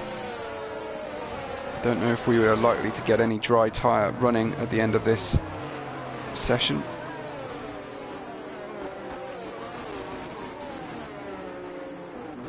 Despite the fact that the field has all come together, it looks like we are going to go for another lap under the safety car on the minimum 2 laps. I'm sure the car has been cleared on the exit of Malmedy. Stoffel's car there. He'll be gutted. It was great talking to Stoffel, as AP Mark does indeed pit, but Chums still decides not to.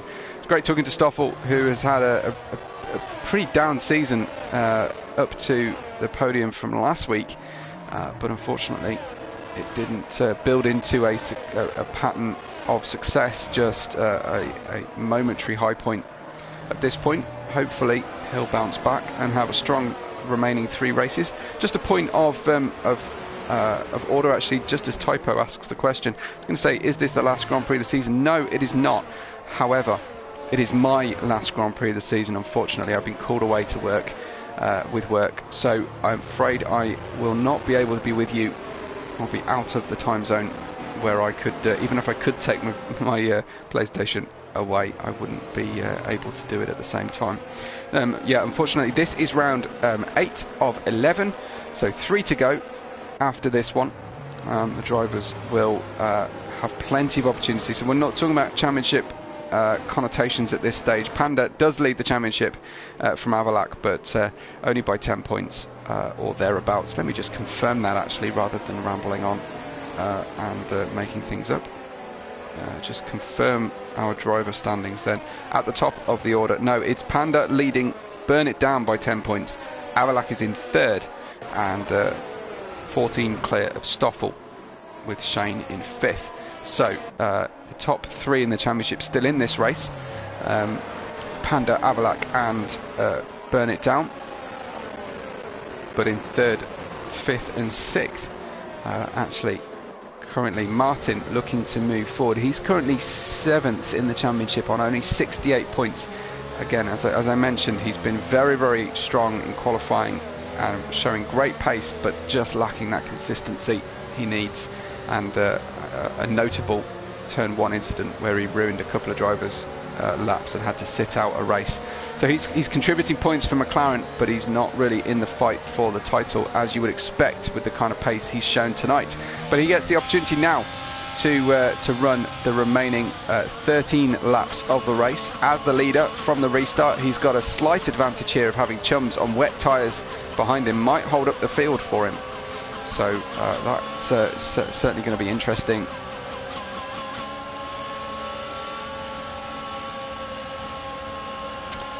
Stoffel might be hinting in the driver chat that he would actually had impact from his teammate AP Marg. Yeah, he's a little bit disappointed, I think. I'm sure he'll report it to the stewards if he needs to. Looks like Martin using the bus stop exit as his best opportunity to restart. Very close between Burn It Down and Shane in the battle for 4th place. I don't think Panda's going to quite get chums, but his exit out of La Source, well, it's just night and day, the difference between the intermediates and the wets. There you see Sergeant Panda already past chums before they reach Eau Rouge, and he's able to turn into the apex. Downshifts to 7th, but that doesn't seem to halt his progress. Bet on being able to get through Eau Rouge safely, and now the driver's queuing up to pass chums on the wet tyres. Does look like the track got a lot drier during that safety car period. Down the inside goes Shane into Les Comps. Burn It Down will be the next one to try. He's trying into Malmedy, goes right off track, trying to avoid as the door was almost closed on him. He was slightly behind the centre line of the car.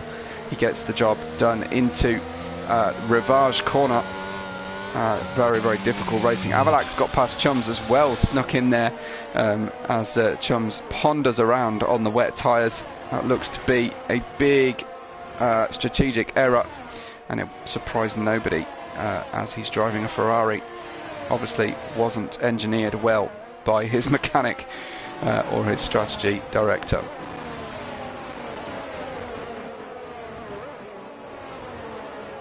So chums P6. The action all centering around him as now Pampern looks down the inside, almost tags the back of chums, who is driving his own line. He had the right to there, but he could have perhaps got out of the way of the other drivers. Pampern has Top Gun right behind him and challenging. They're on equal tyres though. Pampern should have better stopping power into the bus stop. He's got the outside line, has Pampern. And yeah, down on the drier line in the circuit. Will Chums decide to come into the pits? He's doubling down on these wet tyres. Is he hoping to hold on to the wets until he stops for dry tyres? But his pace is just dropping off. Top Gun passes him. Saltzmeister, the next one to have a go. And yeah, Simp says Ferrari master plan. Yeah, indeed. I don't know if anyone has seen the thing rolling around, the little video rolling around Twitter, parodying the Ferrari factory with the Office intro. It's brilliant. I want to see the whole sitcom of the Office at Modena or Maranello. Chums has got good top speed, as has J-Boy on Ron here in this battle. Let's go up the field though and see what Burn It Down and Shane are up to. Burn It Down still chasing down Shane. Remember, Shane is one of the 4 runners of the championship. I think P4 at the moment, Shane, with Burn It Down just behind him. Sorry, Burn It Down is second. It's Martin who's not far away from Shane. Oh wow, Burn It Down's got very strong pace, and obviously the setup working well, using the wet line through Pouhon. Has a little look into Le Fagna, but can't get it done. Just playing a waiting game now. Needs to focus on his exit out of second Stavolo. Here he comes. Oh yeah, and that exit was strong, but he understeered off the circuit. Had to lift and avoid the wall on the exit of Stavolo. That is a really, really close section of wall on this track. About as close as any wall gets until you go to the pit lane. So Burn It Down couldn't pass on the way to the pit stop, on the way to the bus stop, I should say. Ron picks up a penalty now, and Avalak is closing on this battle as Burn It Down will need to try and get a good exit out of La Source this time. Let's see if he can. He's got a good line there. Made a nice V shape out of La Source. Is a respectable distance away from the AlphaTauri as they approach Eau Rouge. Lap 12 complete, just begun I should say.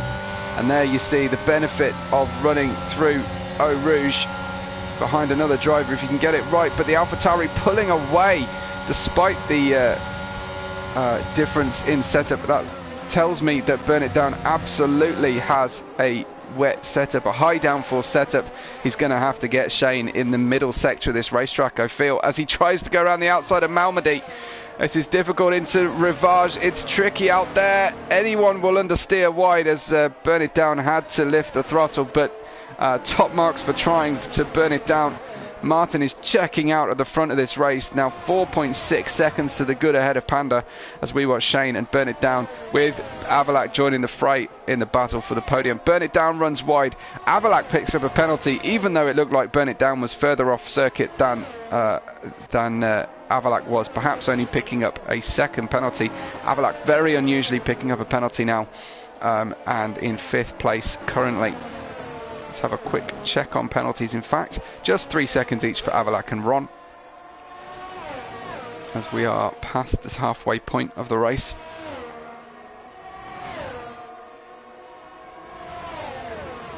There's Burn It Down trying to run through Blanchimont and stay in the slipstream, but there's just no slipstream available from Shane with the top speed difference. Martin, a new fastest lap of 54.722. See how strong Burn It Down is through the bus stop compared to the AlphaTauri.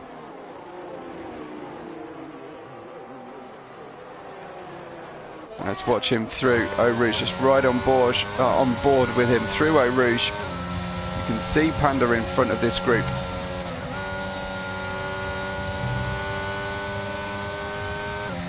Sure, he'll be trying everything he's got here on telemetry. He's not got a lot of ERS, but neither, well, we don't think, has Shane in front. I think the track is very much starting to dry up here. The plan at the moment for Chums to run the wet tyres to the end has not worked out. He's gone into the pits and put on intermediate tyres. What can Burn It Down do? Waiting to get the throttle down on the way out of Rivage. He might have a chance going into Le Fagna after a successful run through Pouhon. 5th gear. He hasn't got an ideal line.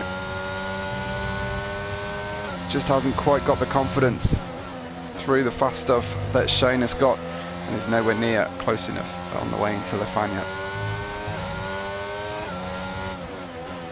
So we're going to start picking up a bit of a Shane train, because Avalak joins behind this group, and I think that's Pampern coming up behind. Burn It Down getting closer than ever, but look at the top speed difference. That is all wing angle. Closes in Blanchimont, and then again the gap extends once again as we hit VMAX towards the corner. Oh, pit stops coming from Martin, Panda, Shane, Burn It Down, Avalak 2, Pampern, everybody in. It's almost like the DRS was just enabled, but it wasn't, and as far as I saw, in comes Ron, J-Boy next. AP Marg is still out there, no new tyres, no new intermediates for anybody, and soft tyres for Burn It Down. In fact, what's going on here? AP Marg slowing right down as Jacques gets a penalty for skipping the corner. Interesting stuff. So Chums, I think, waited as late as possible, but then unfortunately is forced into 2 stopping. He's in 13th place, and he's going to sit out there and not get the tyres on again. For me, that's just making the same bad decision we made earlier. Top Gun has not pitted either, though, and you can see very, very dry and very quickly actually on the circuit here. medium tyres, the order of the day for the majority of the drivers, hoping to do 7 or 8 laps on those medium tyres to the end of the race. That should be comfortable, but soft tyres maybe not for Burn It Down. I wonder why he has dropped so far back. I think queuing behind Martin was probably the issue into the pits, and I imagine that he probably had to wait for other drivers to pass him before he was released from the pit box as well. So it hasn't really worked out for Burn It Down, with it all to do on soft tyres, and he'll be vulnerable at the end of the race as well. Panda, the highest of the championship contenders at the moment. Shane Avalak, Burn It Down, his rivals currently. As we know, Martin, the net leader of the race, because Top Gun yet to pit off the intermediate tyres, which he may well do at the end of this lap. Yeah, in he comes. Won't need to queue with his teammate. Maybe that fed into the decision by Chums, and well, not Chums obviously, but by Top Gun. Maybe he didn't want to queue. No, won't have fed into his decision either, because his teammate's out of the race as well. Well, Martin retakes the lead of the race as Panda retakes second. Shane follows him past Top Gun, as does Avalak and Pampern. Those are your top 5.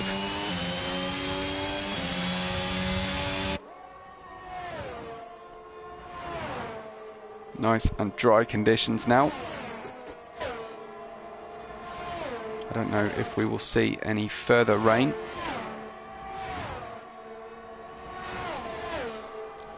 As a spectator, I don't get detailed weather forecasts, but on the other hand, I don't get Mark, is it this season, not Jeff, telling you that rain is expected in 15 minutes consistently throughout the race.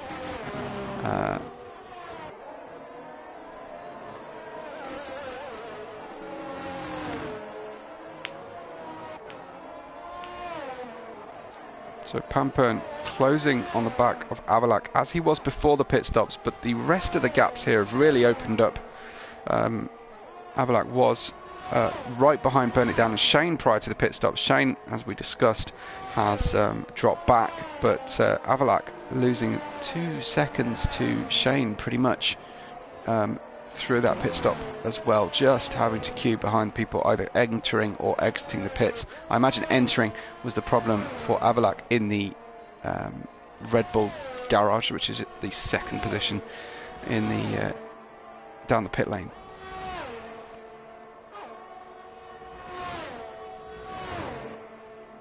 Martin, another fastest lap. Now it's a 48.6, consistently the fastest driver through the race tonight. The entire evening of coverage, Martin has been the pace of the field, and then Avalak just mocks me by going fastest himself. He has got that 3-second penalty though. Let's look at the overall fastest laps. 48.0 is a very good lap. There is 0.6 of a second faster than anybody else has managed so far. Just waiting to see if Pampern can make any inroads into Avalak. Despite Avalak's recent fastest lap, Pampern is going quicker and was able to use DRS that run down the Camel Straight, so it's closed in a little bit. Panda will have some attention from behind shortly, as we are about to have a 4-way battle for the podium with 6 to go.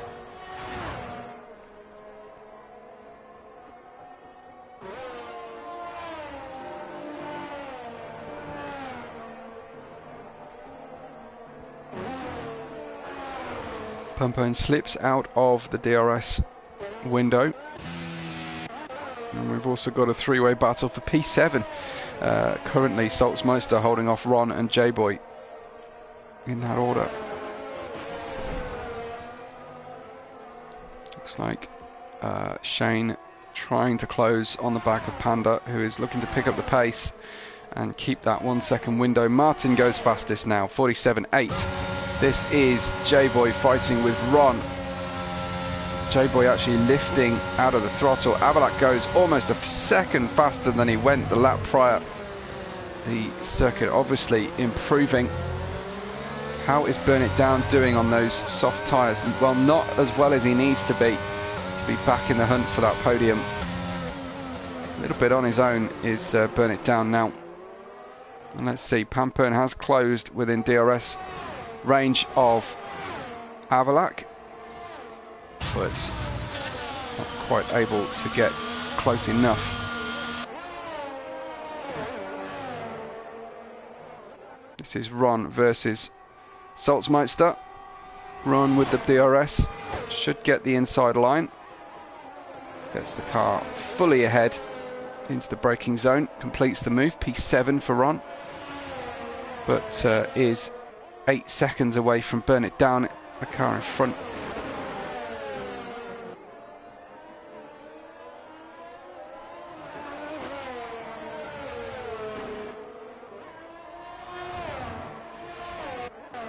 Good pace from Ron at this stage.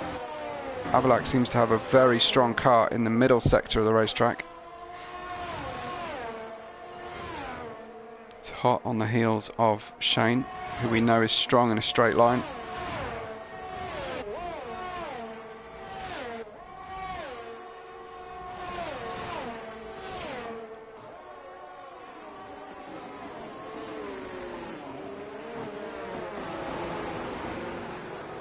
Let's see, Avalak half a second away as they cross the start-finish line with DRS.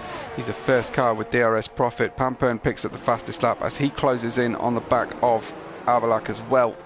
But I think Avalak will have a good opportunity now as he approaches Eau Rouge. Should be able to top the top speed of the AlphaTauri ahead with the use of DRS. AlphaTauri just bottoming out, coming through Eau Rouge. And now Radeon, there is the DRS. As it's not super easy, it's right on the money as they approach the Lecom corner. Avalak just with the nose ahead and sneaks up into third place now with some good pace as well. I think he'll be starting to gap Shane quickly as Pampern is chasing hard. Let's just have a quick look. Salzmeister versus J-Boy here towards, J-Boy swinging to the inside, looking for the braking zone, and manages to avoid contact, but that was hairy for a moment.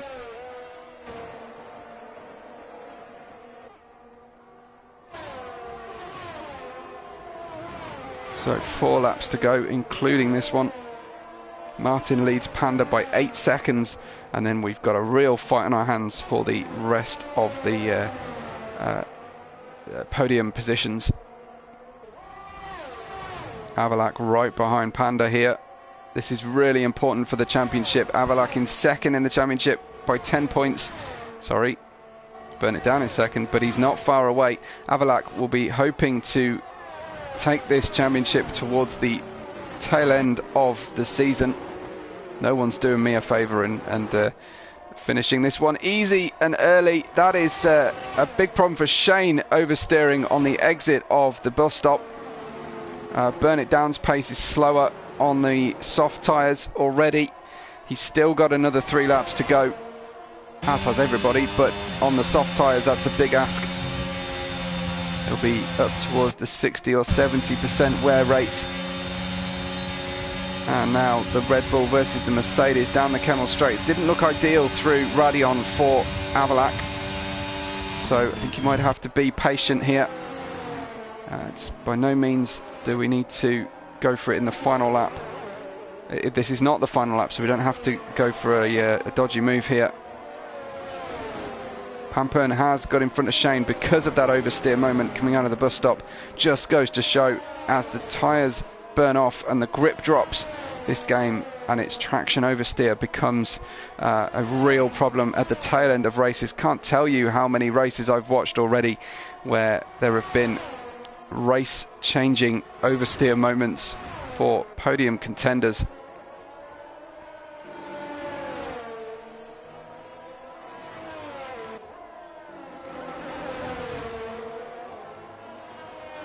Avalak closely inspecting the diffuser on the back of that Mercedes for legality. very, very close behind. I don't think he will have the top speed difference to go into the bus stop. Shapes to the inside, just trying to put Panda off his line, but Panda, a wise head, doesn't want to commit too early to a defense.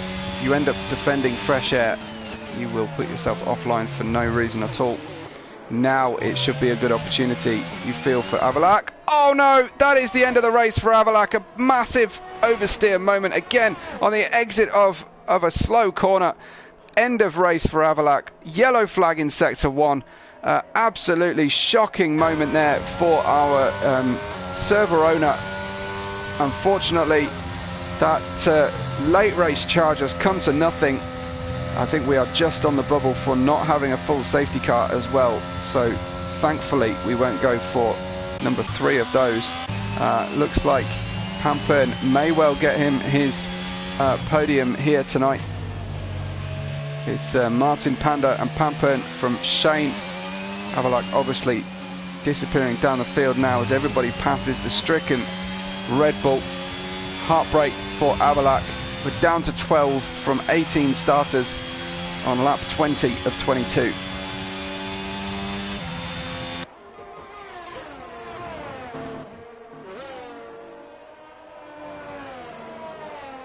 Well, I was not expecting drama from Avalak, of all people, at the end of the race.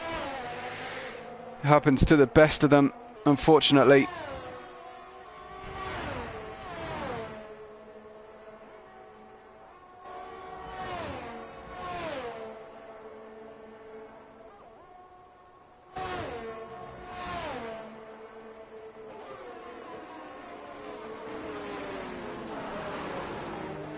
So you've got Pampern closing actually on the back of Panda here, starting the penultimate lap now with the leader Martin with a 7-second lead. He's under no pressure whatsoever. That does funny things to drivers' heads though, driving without any kind of pressure. And of course this circuit will bite you. It will bite you through Eau Rouge and Ranion. It will bite you in Pouhon. And it seems to be able to bite you out exiting La Source and the bus stop tonight as well. Well, the gap's just opening up now. We've got Chums battling here for potentially a point-paying position behind Jacques. Let's see if he can make inroads. He's the only driver within a second of another one as they finish the penultimate lap.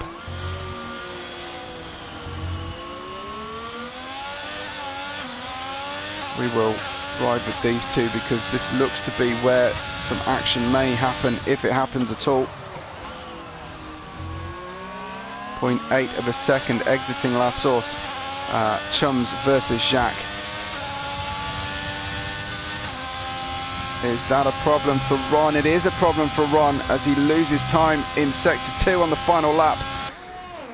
Big issue now for the drivers. Martin is coming through Blanchimont to finish his penultimate lap now. Chums got very close.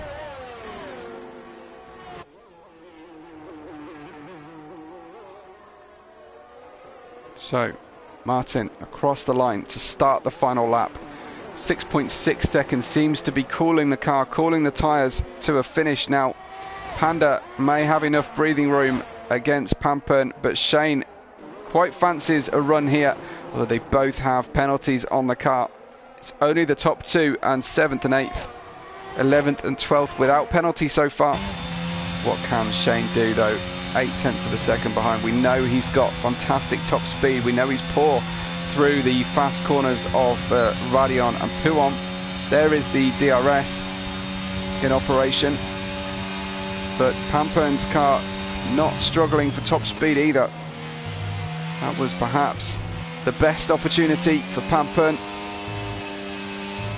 It's high pressure, but it looks to be Martin. He's now down to 5.8 seconds of a lead, treading very carefully. I wonder how many warnings he's got on the car. Maybe he's deliberately taking this easy as Panda tries to stay ahead of Pampern.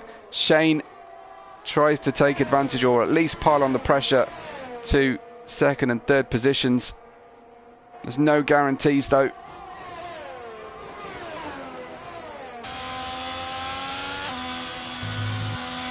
Grab a quick look at chums on Jacques.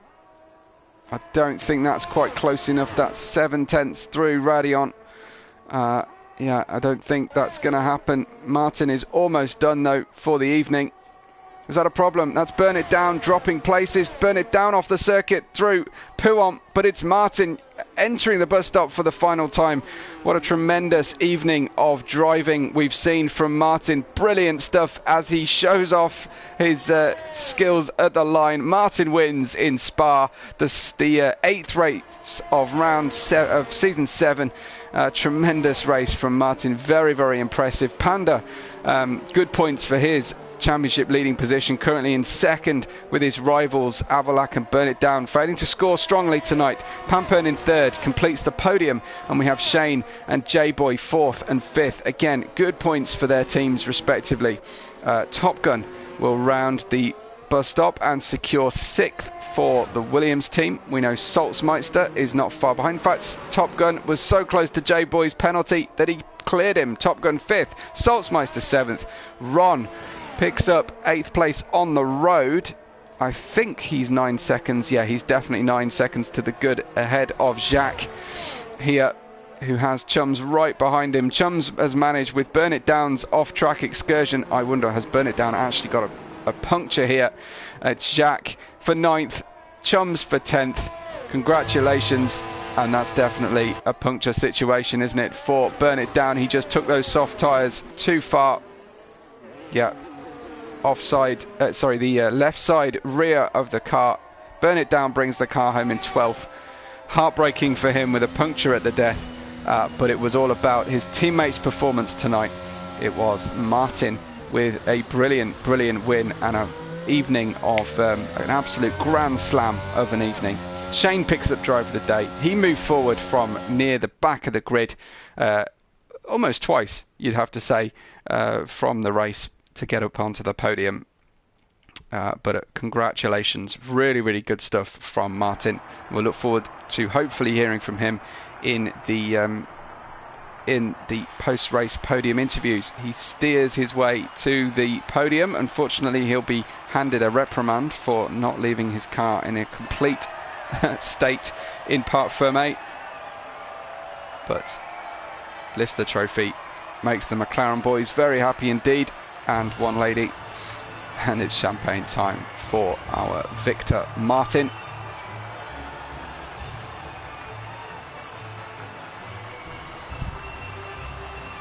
Fantastic stuff. Very difficult night's racing for the drivers. Panda will be happy with a second place. I feel fairly confident, although now I've said that, someone will they'll be miserable on the podium. Martin wins with a race time of 47 minutes. 2 big safety car periods as well. Panda in second, and Pampern your podium tonight. Then comes Shane, Top Gun, J-Boy, Salzmeister, Ron, Chums and Jacques. We talked to Chums at the pre-race interview. I think will enjoy that result overall. And we're hoping to talk to our podium sitters, so stay tuned if you can. Ask a question if you want to. Keep it clean. Finishing outside of the points, AP Marg, Burn It Down, finished but on a shredded left rear. Then Avalac, the first of our many retirees, Stoffel, Hamrick, Minor, Cowboy and Chicken Wing, all joining them. I will wait, and hopefully we will get some drivers in the podium. Just bear with me while I try and do it. Thanks to El Marie for that compliment, and thank you for everybody's engagement so far. Do remember, if you have to go away from us, to subscribe to the channel. Tune in tomorrow night for the Premier Division as they tackle Spa, and like the video as well. Remember to follow me on socials at WebberRed5 if you so wish.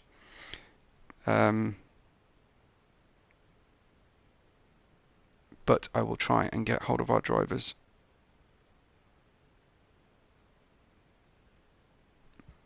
If possible, just give you some highlights from the driver chat. We've got Avalac, who has obviously recovered from his heartbreak and as congratulating the podium. Stoffel bids us adieu for the season.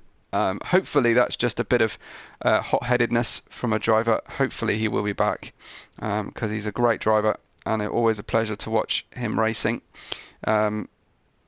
We've got some congratulations going from Pampern and from Panda.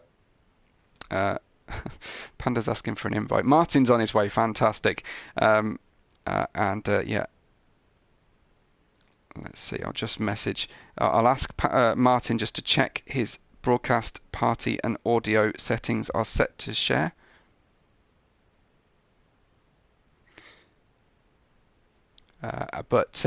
Should be Martin. Come in, Martin. Are you with us? Yeah, I'm with you. Evening. Fantastic.